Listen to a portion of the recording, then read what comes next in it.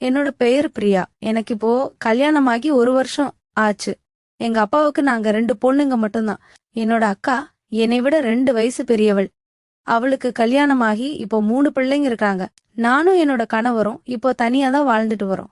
என் மாமியாரும் மாமனாரும் சொந்த ஊர்ல இருக்காங்க. என்னோட அக்கா சென்னையில இருக்கா. நாங்க இப்போ தனியா இருக்கிறதுனால தினமும் நைட்டு கணவன் மனைவியா ரொம்பவே சந்தோஷமா இருப்போம். உண்மைய சொல்லணும்னா என்னோட கணவரை விட எனக்கு தான் ஆசை அதிகம். நான் தினமுமே அவரை தனிமையில இருக்க கூப்பிடாம எனக்கு தூக்கமே வராது. ஒரு நாள் கூட நாங்க சந்தோஷமா இல்லாம தூங்குனதே கிடையாது. பல நாள் என்னோட கணவரை நான் 2வது ரவுண்டுக்கு கூட கூப்பிடுவேன். ஆனா அவரு, என்னால முடியாது, எனக்கு தூக்கம் வருது, நானே வேலைக்கு போயிட்டு ரொம்ப டயர்டா இருக்கேன்னு சொல்லிட்டு படுத்து தூங்கிருவாரு. இதுல சோகமான விஷயம் என்னன்னா, எனக்கு கல்யாணமாகி 1 வருஷம் ஆகியும் குழந்தை உண்டாகல. எங்க அம்மாவுக்கு இது ரொம்ப வருத்தமா இருந்துச்சு. என்னோட அக்கா கல்யாணமாகி 1 வருஷத்துக்குள்ளேயே ஒரு ஆம்பளை பிள்ளைய பெத்துட்டா. திரும்பவும் 1 வருஷத்துக்குள்ள இன்னொரு பிள்ளையும் பெத்துட்டா. இப்படி இருக்கப்போ எனக்கு மட்டும் கல்யாணமாகி 1 வருஷத்துல குழந்தையே உண்டாகல. இது எங்க அம்மாவுக்கு ரொம்ப வருத்தமா இருந்தது. அதே சமயம் என்னோட மாமியாரும் இத சொல்லி சொல்லி ரொம்ப கவலைப்படுவாங்க. இத பார்த்த என்னோட அம்மாவும் டாக்டர்கிட்ட போயிட்டு காட்டுவோமான்னு கேட்டாங்க. ஆனா நாங்க டாக்டர் கிட்ட எல்லாம் போகவே இல்ல. அப்படி இருக்கும்போது என்னோட அக்கா புருஷன் ஒரு நாள் ஃபோன் பண்ணாரு. மறுநாள் உன் ஊருக்கு ஒரு வேலையா வர்றேன், உன் அக்கா வரல, நான் மட்டும்தான் வரப்போறேன்னு சொல்லிட்டு இருந்தாரு. மறுநாள் என்னோட அக்காவோட கணவர் சொன்ன மாதிரியே எங்க வீட்டுக்கு வந்துட்டாரு. காலையில டிஃபன் சாப்பிட்டுட்டு அவரு வேலை விஷயமா வெளியில போயிட்டாரு. நான் சாயந்தரம் தான் வருவேன்னு சொல்லிட்டும் போயிட்டாரு. அன்னைக்குன்னு பார்த்து திடீர்னு என்னோட கணவர் மதியமே வீட்டுக்கு சாப்பிட வந்துட்டாரு. என்னங்க, திடீர்னு சாப்பிட வந்திருக்கீங்களே, என்ன விஷயம் கேட்டேன். இல்லம்மா, ஆபீஸ்ல ஒரு முக்கியமான விஷயம், அதனால என்ன வெளியூருக்கு போக சொல்லிருக்காங்க, அதனால நான் ட்ரெஸ் எடுத்துட்டு போறதுக்காக தான் வந்தேன்னு சொல்லிட்டு மதிய சாப்பாட்டை வீட்லயே சாப்பிட்டுட்டு அவசர அவசரமா அவரோட ட்ரெஸ் எல்லாம் எடுத்துட்டு ஆபீஸ்க்கு கிளம்பி போயிட்டாரு. போகும்போது, மச்சான் வந்திருந்தா அவரை தங்கிட்டு ஒரு நாள் இருந்துட்டு நாளைக்கு ஊருக்கு போக சொல்லு. வந்த இடத்துல நானும் அவரை சந்திச்சு பேசவே இல்லை. அதே மாதிரி வந்த உடனே அவரை அனுப்பிட்டாலும் அது ரொம்ப மனசுக்கு வருத்தமா இருக்கும். அதனால நான் பேசாததால அவரை ஒரு நாள் தங்கிட்டு அனுப்ப சொல்லுன்னு சொன்னாரு. அப்பதான் நல்லா இருக்கும் அப்படின்னு சொல்லிட்டு என்னோட கணவரும் சாப்பிட்டுட்டு உடனே வெளியூருக்கு கிளம்பிட்டாரு. சாயந்தரம் வரேன்னு சொன்னேன். என்னோட மாமாவும் சாயந்தரம் வரவே இல்லை. அவர் நைட்டு ஒரு 8 மணிக்கு தான் வந்தாரு. சாப்பிட்டுட்டு உடனே நான் கிளம்புறேன், இப்பவே லேட் ஆச்சு, ஊருக்கு போறேன்னு சொன்னாரு. அப்பதான் நான் சொன்னேன், என்ன மாமா, நீங்க சாயந்தரம் வந்திருந்தீங்கன்னா ஊருக்கு போக கரெக்டா இருந்திருக்கும். ஆனா இப்பவே பாருங்க, மணி 8 ஆயிடுச்சு. இதுக்கப்புறமா நீங்க ஊருக்கு கிளம்பி போய் சேர்றதுக்கு ரொம்ப லேட் ஆகும். என்னோட கணவர் கூட சொல்லிட்டு தான் போயிருக்காரு, மச்சான் வந்தாருன்னா நைட்டு தங்கிட்டு போக சொல்லுன்னு. ஏற்கனவே நேத்து தான் டிராவல் பண்ணிட்டு வந்திருப்பாரு. மறுபடியும் இன்னைக்கும் அவர் டிராவல் பண்ணா உடம்பெல்லாம் ரொம்ப வலியா இருக்கும். அதனால நாளைக்கு போனா அவரால் எந்த வேலையும் செய்ய முடியாது. அதனாலதான் இன்னைக்கு ஒரு நாள் நைட்டு நல்லா தங்கி ரெஸ்ட் எடுத்துட்டு நாளைக்கு போக சொல்லு அப்படின்னு சொல்லிட்டு தான் போயிருக்காரு. அதனால நீங்க கண்டிப்பா இருந்துட்டு தான் போகணும். நீங்க இல்லாம போயிட்டீங்கன்னா என்னோட கணவர் என்ன வந்து திட்டுவாரு அப்படின்னு சொல்லி நான் அவரை இருக்க வச்சேன். அதே மாதிரி உங்க மச்சானும் அவசரமா வேலை விஷயமா வெளியூருக்கு கிளம்பி போயிட்டாரு. அவரு உங்களை சந்திச்சு பேச முடியலன்னு சொல்லி ரொம்பவே வருத்தப்பட்டாரு. அவர் வருத்தப்பட்ட விஷயத்தையும் என்னோட மாமா கிட்ட சொன்னேன். என்னோட மாமா கிட்ட சொல்லும்போது ரொம்ப நேரமா யோசிச்சு, சரி நீ சொல்றது கரெக்டு தான், இப்பவே ரொம்ப லேட் ஆயிடுச்சு, அதனால நான் இங்க தங்கிட்டு நாளைக்கே போறேன் அப்படின்னு சொல்லிட்டு இருக்கிறதுக்கு சம்மதிச்சாரு. இந்த விஷயத்த என்னோட அக்காவுக்கு போன் போட்டு சொன்னாரு. என்னோட அக்காவும் சரிங்க, தங்கிட்டு காலையில வாங்க அப்படின்னு சொல்லிட்டா. அதுக்கப்புறமா என்னோட மாமா டிஃபன் சாப்பிட்டு முடிச்சதுனால சரி டைம் பாஸ் பண்ண நூவோம் அப்படின்னு சொல்லிட்டு சோபால உட்காந்து டிவி பார்க்க ஆரம்பிச்சாரு. அப்ப மாமா கிட்ட, மாமா இப்பதான் சாப்பிட்டீங்க, எதுவும் காஃபி டீ எதுவும் குடிக்கிறீங்களா, வேணுமா போட்டு தரவான்னு கேட்டேன். உடனே மாமாவும் அதெல்லாம் வேணாமா, இப்பவே நல்லா திருப்தியா சாப்பிட்டுட்டேன், எனக்கு எதுவும் வேணாம் அப்படின்னு சொல்லிட்டாரு. சரி சொல்லிட்டு என்னோட எல்லா வேலையும் முடிஞ்சதுனால நானும் என் மாமாவுக்கு பக்கத்திலேயே உட்காந்து டிவி பாத்துக்கிட்டு இருந்தேன். அப்ப எங்க மாமா என்கிட்ட பேச்சு கொடுக்க ஆரம்பிச்சாரு. உங்க அம்மா போன வாரம் எங்க வீட்டுக்கு வந்திருந்தாங்கம்மா, உன்னை பத்தி சொல்லி ரொம்பவே கவலைப்பட்டாங்க. 1 வருஷமாகியும் உனக்கு குழந்தை பிறக்கலன்னு ரொம்ப கவலைப்பட்டாங்க. உங்க அம்மா நினைச்சுக்கிட்டு இருக்காங்க நீங்க 2 பேரும் பேசி குழந்தை பெத்துக்கிறத தள்ளி போட்டிருக்கீங்க அப்படின்னு என்கிட்ட வந்து சொன்னாங்க. நீங்க அவங்க கிட்ட பேசி அவங்களுக்கு புரிய வைங்கன்னு சொன்னாங்க. அதுக்கு நான் உங்க அம்மா கிட்ட அவங்க படிச்சவங்க, கொஞ்ச நாள் போகட்டும், அதுக்கப்புறமா பெத்துக்கலாம்னு நினைச்சிருப்பாங்க, இதுக்கெல்லாம் நீங்க கவலைப்படலாமா நான் உங்க அம்மாவுக்கு அட்வைஸ் பண்ணேன் அப்படின்னு என் மாமா என்கிட்ட சொன்னாரு. இத கேட்ட உங்க அம்மா என்ன சொன்னாங்கன்னா, என்ன மாப்பிள்ளை நீங்க சொல்றீங்க, நீங்க என்னோட மூத்த மருமகன், என்னோட பொண்ணும் நீங்க படிக்கலையா என்ன? உங்களுக்கு கல்யாணமாகி 1 வருஷத்திலேயே குழந்தை பிறக்கலையா? படிப்பு வேற, இந்த விஷயம் வேற அப்படின்னு உங்க அம்மா எனக்கே புத்திமதி சொன்னாங்க. நேத்து கூட நான் கிளம்புறதுக்கு முன்னாடி உங்க அம்மாவுக்கு ஃபோன் பண்ணி நான் உங்க வீட்டுக்கு வரப்போற விஷயத்த சொன்னேன். அப்போ உங்க அம்மா என்ன சொன்னாங்கன்னா, மாப்பிள்ள நீங்க போறதுதான் போறீங்க, பிரியாவுக்கு நல்ல புத்திமதி சொல்லிட்டு வாங்க, சட்டு புட்டுன்னு ஒரு குழந்தையே பெத்து கொடுக்கச்சு சொல்லுங்க அப்படின்னு என்கிட்ட சொல்லியும் அனுப்புனாங்க அப்படின்னு என்னோட மாமா என்கிட்ட சொல்லிட்டு இருந்தாங்க. அப்படியே எங்க மாமாவும் சொன்னாங்க, பிரியா நீ படிச்ச இந்த விஷயத்த நீ தள்ளி போடலாமா, மச்சான் கிட்ட சொல்லி புரியவ, சீக்கிரமா நல்ல ஒரு குழந்தைய பெத்துக்கோங்க அப்படின்னு என்னோட மாமா எனக்கு புத்திமதி சொன்னாங்க. மாமா எங்களுக்கு குழந்தை பெத்துக்கணும்னு ஆசைதான், ஆனா அது உண்டாக மாட்டேங்குதேன்னு நான் சொன்னேன். அதுக்கு மாமா உடனே ஏன் என்னாச்சு, டாக்டர் போய் பாத்தீங்களா அப்படின்னு சொல்லி கேட்டாரு. ஏதாவது உங்க 2 பேர்ல யாருக்காவது குறை இருக்கா, நீங்க 2 பேரும் டாக்டர் கிட்ட செக் பண்ணி பாத்தீங்களா, யாருக்கு பிரச்சனை இருக்கு அப்படின்னு கேட்டாரு. மச்சானையும் கூட்டிட்டு போனியா, சில நேரங்கள்ல 2 பேருக்கு கூட பிரச்சனை இருக்கலாம்னு சொல்லி எனக்கு அறிவுரையும் சொன்னாரு. உடனே நான் சொன்னேன், டாக்டர் கிட்ட போகல மாமா, அதுக்கு அவசியமும் இல்ல அப்படின்னு சொன்னேன்.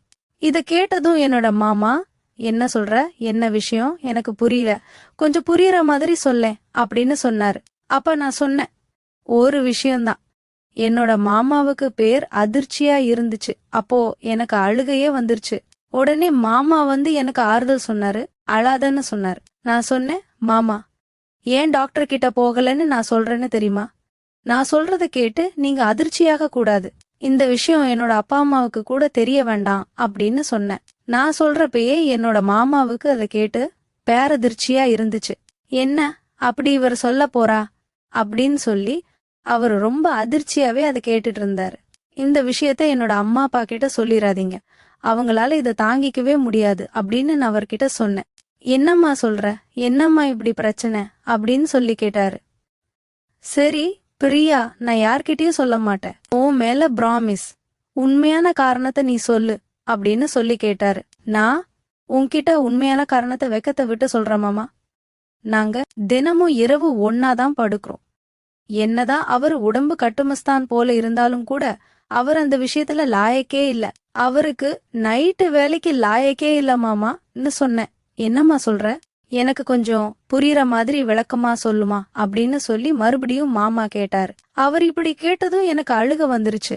நானே அழுதுகிட்டு சொல்ல ஆரம்பிச்சேன், மாமா அவர் நல்லவர் தான், என் மேல ரொம்ப பாசம் அதிகம், ஆனா அவரோடது என்ன கர்ப்பமாக்குற அளவுக்கு இருக்காது, அது மட்டும் இல்லாம அவரால் 5 நிமிஷத்துக்கு மேல தாக்கு பிடிக்க முடியாது, அப்படியே அவர் கஷ்டப்பட்டு என் கூட இருந்தாலுமே அதுல அணுக்களே இருக்காது, ஏன் இப்படி இருக்கு என்னன்னு சொல்லி நம்ம டாக்டர் கிட்ட போகலான்னு நான் கூப்பிட்டு பார்த்தேன். ஆனா அவர் வர மறுத்துட்டாரு. சரி நான் ஏன் இவருக்கு இப்படி இருக்கு அப்படின்னு சொல்லி நெட்ல சர்ச் பண்ணி பார்த்தேன். அப்பதான் எனக்கு ஒரு விஷயம் புரிஞ்சுது. ஆண்களுக்கு அணுக்கள் அதிகமா இருந்துச்சுன்னா கட்டியா இருக்கும்னு, அணுக்களே இல்லாம இருந்தா ரொம்ப தண்ணி மாதிரி இருக்கும்னு சொல்லி போட்டிருந்துச்சு. அப்பதான் நான் புரிஞ்சுக்கிட்டேன், என்னோட கணவருக்கு அந்த பிரச்சனை இருக்கு, அதனாலதான் குழந்தையே உருவாக முடியல அப்படின்னு சொல்லி நான் புரிஞ்சுக்கிட்டேன் அப்படின்னு என்னோட மாமா கிட்ட சொல்லி கதறி கதறி அழுதேன். இப்படி இருக்கும்போது எப்படி மாமா எனக்கு குழந்தை பிறக்கும்? நானும் அவரை ஹாஸ்பிட்டலுக்கு கூப்பிட்டா கூட அவர் வரமாட்டேங்கிறாரு. அவர்கிட்ட உங்களுக்கு ஆண்மையே இல்ல, உங்களுக்கு அணுக்களே இல்ல அப்படின்னு சொல்ற தைரியம் எனக்கு இல்ல, அது அவரே வந்து தெரிஞ்சுக்கணும். ஆனா அவரு அதுல கவனமே செலுத்த மாட்டேங்கிறார். அவரை பொறுத்த வரைக்கும் அவர் ஆரோக்கியமா தான் இருக்காரு, தான் ஒரு ஆம்பளை அப்படிங்கிற நினைப்பு தான் அவருக்குள்ளேயே இருக்கு. இந்த நம்பிக்கையை நான் எப்படி மாமா உடைக்க முடியும்? அவர்கிட்ட போய் நீங்க ஆம்பளே இல்லன்னு என்னால எப்படி சொல்ல முடியும்? என் மேல அன்பாவும் பாசமாவும் இருக்காரு, அப்படிப்பட்ட மனுஷனோட மனசை நோகடிக்க நான் விரும்பல மாமா அப்படின்னு சொல்லிட்டு அழுதுகிட்டே இருந்தேன். அப்ப என்னோட மாமா என்கிட்ட வந்து அழாதமா அப்படின்னு சொல்லி எனக்கு ஆறுதலும் சொன்னாரு. அப்ப நான் அவர் மேல சாஞ்சிக்கிட்டேன். அப்ப அவர் என்னோட கண்ணெல்லாம் தொடச்சு விட்டாரு, ஆறுதலா சில வார்த்தைகளையும் சொன்னார். அப்படியே சொல்லிட்டு இருக்கும் போது நான் இன்னும் கொஞ்சம் நெருக்கமா அவர் மேல சாஞ்சுக்கிட்டேன். அப்ப நான் அழுதுகிட்டே என்னோட மாமா கிட்ட ஒரு விஷயத்த சொன்னேன். மாமா, நான் சொல்றேன்னு தப்பா எடுத்துக்காதீங்க. ஊர்வாயை அடைக்கிறதுக்கு நீங்க நினைச்சா எனக்கு உதவி செய்ய முடியும்னு சொன்னேன். என்னம்மா சொல்ற? எனக்கு புரியலையே. புரியுற மாதிரி சொல்லு அப்படின்னு சொன்னாரு. இல்ல மாமா, நீங்க நினைச்சா எனக்கு ஒரு குழந்தைய கொடுக்க முடியும் அப்படின்னு சொன்னேன். இத கேட்டதும் என்னோட மாமா அதிர்ச்சியாக்கிட்டாரு. என்ன இப்படி எல்லாம் பேசுற? இந்த மாதிரி எண்ணத்துல என்கிட்ட நீ பழகாத அப்படின்னு கோவப்பட்டாரு. இல்ல மாமா, என்னோட நிலைமைய நீங்க தான் புரிஞ்சுக்கணும். இந்த விஷயத்த நான் என் அப்பா அம்மா கிட்ட கூட சொல்லல. அவங்க மனசு நோகும். இப்ப அவங்களுக்கு இருக்கக்கூடிய ஒரே பிரச்சனையே எனக்கு குழந்தை இல்லைங்கிறது தான். என்னோட மாமனார் மாமியாருக்கும் அதே பிரச்சனை தான். எனக்கு குழந்தை இல்லைன்னு என்னோட கணவரை ஹாஸ்பிட்டலுக்கு கூப்பிட்டா கூட அவர் வரவும் மாட்டேங்கிறாரு. அவரை பொறுத்த வரைக்கும் அவர் ஒரு ஆண்மகன் அப்படிங்கிற நினைப்பு தான் அவர்கிட்ட எப்பவுமே இருக்கு. இப்படி இருக்கும்போது எல்லா இடத்துலயும் இந்த பிரச்சனையை சமாளிக்கிறது நான் மட்டும்தான். நான் ஏன் இவ்வளவு கஷ்டப்படணும்? நீங்க நினைச்சீங்கன்னா அந்த பிரச்சனையில இருந்து என்னால வெளியே கொண்டு வர முடியும் அப்படின்னு சொல்லி நான் கெஞ்சினேன். ஆனா என்னோட மாமாவோ என்னோட அக்காவுக்கெல்லாம் துரோகம் பண்ண முடியாது. நீ என்கிட்ட இந்த மாதிரி ஒரு எண்ணத்துல பழகாத. நான் இன்னும் கொஞ்ச நேரம் இங்க இருந்தா நடக்க கூடாததெல்லாம் நடந்துரும் போல. நான் இங்க இருக்கிறதே முதல்ல தப்பு. நான் இப்ப உடனே கிளம்புறேன் அப்படின்னு சொல்லிட்டு என்னோட மாமா வீட்டை விட்டு கிளம்ப போறதுக்கு உடனே பெட்டி பிடிக்கெல்லாம் எடுத்துக்கிட்டு கிளம்ப முயற்சி பண்ணாரு. அப்ப நான் என்னோட மாமாவை எவ்வளவோ தடுத்து பார்த்தேன். அப்ப அவரு, முடியாது, நான் கிளம்புறேன். நான் இன்னும் கொஞ்ச நேரம் இங்க இருந்தேன்னா நடக்கக்கூடாத தப்புல நடந்துரும் அப்படின்னு சொல்லிட்டு அவரு உடனே கிளம்பினார். ஆனா இந்த வாய்ப்பை நான் மிஸ் பண்ண விரும்பல. நான் இன்னைக்கு எப்படியாவது மாமாவோட இருந்து கர்ப்பமாயிடணும் அப்படின்னு முடிவு பண்ணேன். அப்ப என்னோட மாமா வீட்டை விட்டு கிளம்பும் போது நான் ஓடி போய் அவரை கட்டி பிடிச்சுக்கிட்டேன். கட்டி பிடிச்சதுமே மாமா, விடு, என்ன விடுன்னு சொன்னாரு. ஆனா நான் அவரை ரொம்ப இறுகமா பிடிச்சுக்கிட்டேன். ஒரு கட்டத்துல மாமாவால முடியல. அதுக்கப்புறமா அவர் என்னோட கட்டுப்பாட்டுக்குள்ள வந்துட்டாரு. எனக்கும் குழந்தை தேவைப்பட்டதுனா அன்னைக்கு என்னோட மாமாவை நான் கர்ப்பமாகறதுக்காக யூஸ் பண்ணிக்கிட்டேன். அன்னைக்குதான் ஆண்மையோடு இருக்கக்கூடிய ஒரு ஆண்மகனோட தாம்பத்தியத்துல ஈடுபட்டு எப்படி இருக்குங்கிறத நான் உணர ஆரம்பிச்சேன். அப்ப எனக்கும் என்னோட மாமாவுக்கும் எல்லாமே நடந்து முடிஞ்சிருச்சு. கொஞ்ச நேரம் நாங்க ரெஸ்ட் எடுத்தோம்.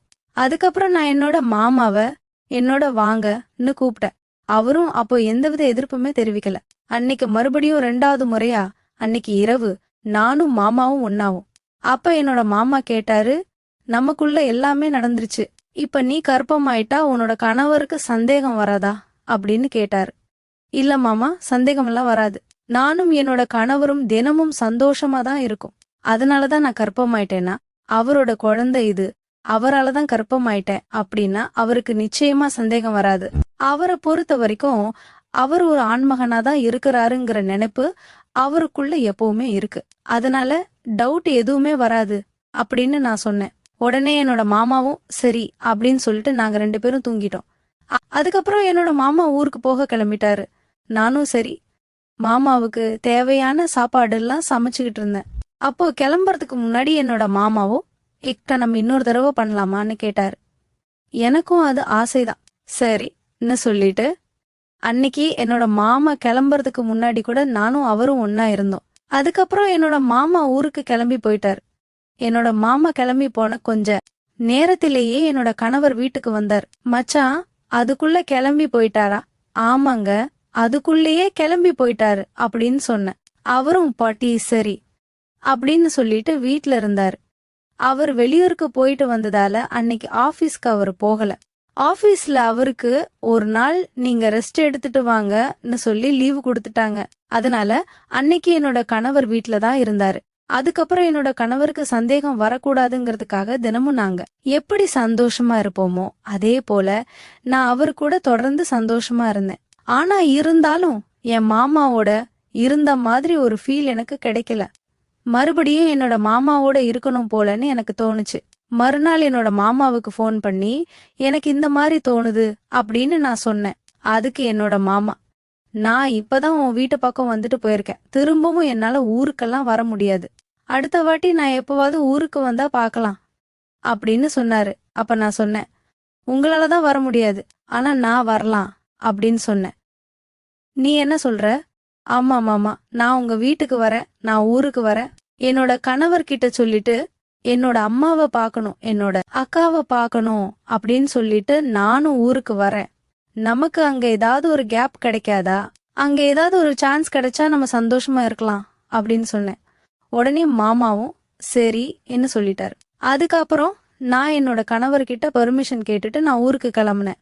நான் கிளம்பும் போதே என்னோட மாமா கிட்ட சொன்னேன், நான் காலையில ஊருக்கு வந்து இறங்குவேன், ஏன்னா நீங்க தான் வந்து பிக்கப் பண்ணணும்னு சொன்னேன். மாமாவும் சரி நான் வந்து என்ன பிக்கப் பண்றேன் அப்படின்னு சொன்னாரு. அப்போ எங்க மாமா எனக்காக காலையிலேயே பஸ் ஸ்டாண்ட்ல வந்து காத்துக்கிட்டு இருந்தாரு.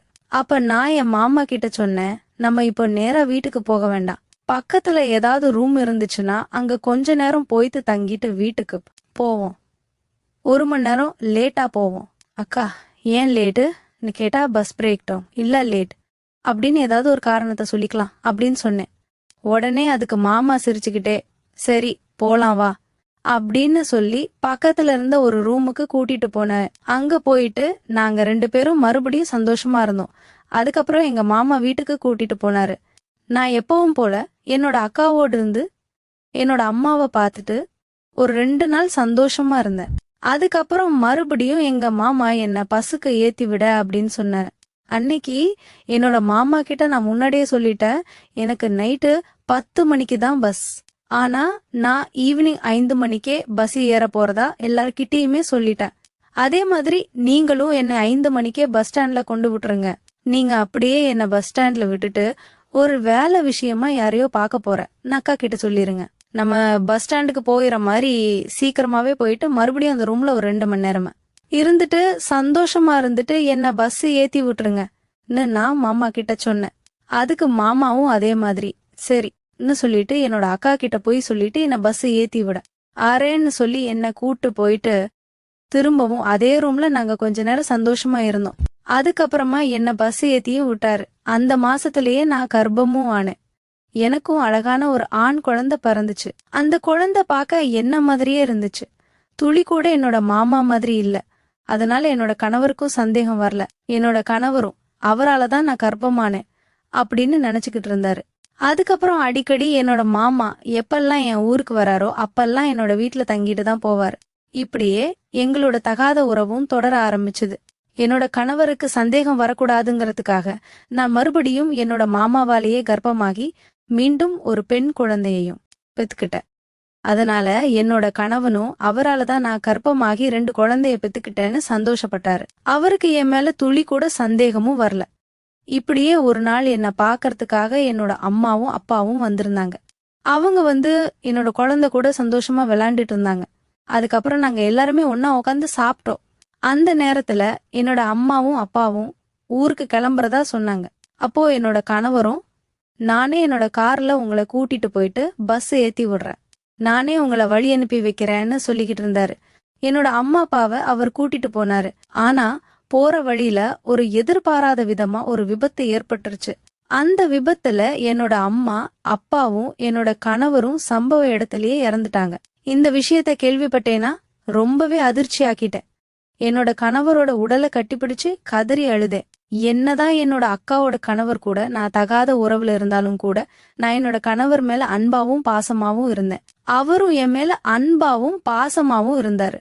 எனக்கு தேவையான எல்லாத்தையுமே வாங்கி தருவாரு.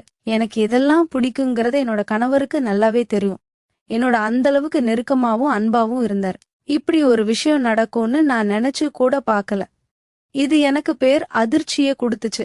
என்னோட கணவர் என்னோட எதிர்காலத்துக்காகவும் குழந்தைகளோட எதிர்காலத்துக்காகவும் கிட்டத்தட்ட 1 கோடி ரூபாய்க்கு மேல இன்சூரன்ஸும் எடுத்திருந்தாரு. என் கணவருக்கு செய்ய வேண்டிய எல்லா இறுதி சடங்குகளையும் செஞ்சு முடிச்சோம். கொஞ்ச நாள்லயே எனக்கு அந்த பணமும் வந்துச்சு.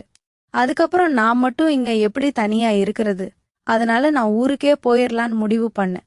அக்காவோட துணையா நமக்கு இருப்பா, மாமாவோட துணையும் நமக்கு இருக்கும்னு நினைச்சு நாம இனி இந்த வீட்டுல இருக்க வேணான்னு காலி பண்ணிட்டு ஊருக்கே போயிட்டேன். அதுக்கப்புறமா நான் தனியா ஒரு வீடு எடுத்து என்னோட குழந்தைகளோட வாழவும் ஆரம்பிச்சேன். எனக்கு எந்த உதவி தேவைப்பட்டாலும் என்னோட மாமா தான் எனக்கு செஞ்சு கொடுத்தாரு. எனக்கு 2 குழந்தைங்க பிறந்ததுக்கு அப்புறமா நான் குடும்ப கட்டுப்பாடு செஞ்சுக்கிட்டேன். நான் அங்க போனதுக்கு அப்புறமா எனக்கும் என்னோட மாமாவுக்கும் அந்த உணர்வும் அந்த உறவும் மீண்டும் தொடர ஆரம்பிச்சது. இதனால நாங்க தினமும் அடிக்கடி உல்லாசமாவும் இருக்க ஆரம்பிச்சோம். நாட்கள் போக போக என்னோட அக்காவோட கணவர் என்னோட வீட்ல அதிக நேரம் இருக்கிறது என்னோட அக்காவுக்கு சந்தேகத்தை ஏற்படுத்துச்சு. இதனால என்னோட அக்கா எங்களை ரகசியமா கண்காணிக்கவும் ஆரம்பிச்சாள். அப்பதான் என்னோட அக்காவுக்கே ஒரு பேரதிர்ச்சி காத்திருந்தது. அவர் எனக்கும் என்னோட மாமாவுக்கும் தகாத உறவு இருக்கிறத கண்டுபிடிச்சிட்டா. இதனால அவர் என்கிட்ட சண்டையும் போட்டா. அவர் கணவர்கிட்ட அவ சண்டையும் போட்டா. இதனால கணவன் மனைவிக்குள்ள அடிக்கடி தகராறு ஏற்பட ஆரம்பிச்சது. ஆனா நாங்க எங்களோட உறவை நிறுத்தவே இல்லை. அதை தொடர்ந்துகிட்டே இருந்தோம். அடிக்கடி என்னோட மாமா என்னோட வீட்டுக்கு வந்து அதிக நேரம் தங்கிட்டு போறத வழக்கமா வச்சிருந்தாரு. நாட்கள் போக போக என்னோட அக்காவுக்கு ஆத்திரம் அதிகமாச்சு. ஒரு நாள் கோபம் அதிகமான என்னோட அக்கா என்னோட மாமாவோட காலை அடிச்சு உடைச்சிட்டா. இந்த கால் இருக்க போய் தானே என்னோட தங்கச்சி வீட்டுக்கு போறீங்க, இந்த காலை நான் உடைச்சிட்டா நீங்க எங்க எப்படி போவீங்கன்னு நானும் ஆக்குறேன்னு கோவத்துல என்னோட அக்கா என்னோட மாமாவோட காலை உடைச்சிட்டா. இதுக்கப்புறமா என்னோட மாமாவை ஹாஸ்பிட்டல் அட்மிட் பண்ணி சிகிச்சையும் கொடுக்கப்பட்டுச்சு. என்னால இந்த செய்தியை கேட்டு அதிர்ச்சி ஆகிட்டேன். மாமாவை பார்க்காமையும் இருக்க முடியல. அதுக்கப்புறம் நான் என்னோட மாமாவை பார்க்கறதுக்காக ஹாஸ்பிட்டலுக்கு போனேன். என்ன ஹாஸ்பிட்டல்ல பார்த்ததுமே என்னோட அக்காவுக்கு கடுமையான கோபமும் வந்துச்சு. அவ ஹாஸ்பிட்டல்லயே என் கூட கடுமையா சண்டையும் போட்டா. அதுக்கப்புறம் நானும் வீட்டுக்கு வந்துட்டேன். கொஞ்ச நாட்கள் என்னோட மாமாவை நான் சந்திக்க முடியல. மாமாவோட கால் குணமாகற வரைக்கும் நாங்க சந்திக்கவே இல்லை. அதுக்கப்புறம் என்னோட மாமாவுக்கு காலும் குணமாச்சு. அதுக்கப்புறமா அவர் என்கிட்ட வந்து நான் உன்னை கல்யாணம் பண்ணிக்கிறேன், 2 பேரும் கல்யாணம் பண்ணிக்குமான்னு கேட்டார். எனக்கும் அதுதான் சரின்னு பட்டுச்சு. அதனால நானும் அதுக்கு சம்மதம் தெரிவிச்சேன். அதுக்கப்புறம் மாமாவை கல்யாணமும் செஞ்சுக்கிட்டேன். என்னோட அக்காவுக்கு இந்த விஷயம் பேரதிர்ச்சியே கொடுத்துச்சு. இதனால ஆத்திரம் அடைஞ்சா என்னோட அக்கா என்னோட வீட்டுக்கு நேரா வந்து என்கிட்ட சண்டை போட்டா. அப்ப என்னோட அக்கா நான் அணிஞ்சிருந்த புடவையால என்னோட கழுத்தை நெரிச்சு என்னை கொலை செய்ய முயற்சி செஞ்சா. அவகிட்ட இருந்து நான் எப்படியோ தப்பிச்சிட்டேன். ஆனா எனக்கு அதுக்கப்புறம் ஆத்திரம் ஏற்பட்டுச்சு. என்னையே நீ கொலை செய்ய பாக்குறியா கோவத்துல நான் அதே புடவையை எடுத்து என்னோட அக்காவோட கழுத்துல சுத்தி அவளை துடிக்க நானும் கொலை பண்ணிட்டேன். நான் இப்படி ஒரு செயலை செய்வேன்னு நான் எதிர்பார்க்கவே இல்லை. ஆத்திரத்துல நான் இப்படி ஒரு தவற செஞ்சுட்டேன். என்னோட அக்காவும் சம்பவ இடத்திலேயே துடிச்சு இறந்து போயிட்டா. அதுக்கப்புறமா நான் அக்காவையே கொன்னுட்டேன்னு கதறி அழுக ஆரம்பிச்சேன். இதுக்கப்புறம் வீட்டுக்கு வந்த என்னோட மாமா என்னோட அக்காவோட பிணத்தை பார்த்துட்டு அதிர்ச்சியாகிட்டாரு. இந்த தகவல் போலீஸுக்கு தெரிவிக்கப்பட்டுச்சு. போலீஸும் விரைந்து சம்பவம் நடந்த இடத்துக்கு வந்து என்னோட அக்காவோட உடலை கைப்பற்றி பிரேத பரிசோதனைக்காக மருத்துவமனைக்கு அனுப்பி வச்சாங்க. என்னோட மாமாவையும் சேர்த்தே கைதும் செஞ்சாங்க. ஆனா இந்த கொலைக்கும் என்னோட மாமாவுக்கும் எந்தவித சம்பந்தமும் இல்லைன்னு சொல்லி அதுக்கப்புறம் என்னோட மாமாவை ரிலீஸ் பண்ணிட்டாங்க. இப்ப என்னோட